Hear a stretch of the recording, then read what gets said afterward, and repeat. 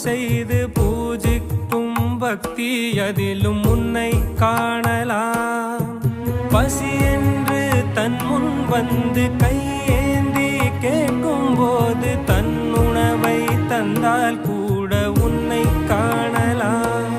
உன்னை காண பல கோடி இங்கு வாரி இறைக்கிறார்கள். எளிதாக உன்னை சேர இங்கு யாரு நினைக்கிறார்கள்.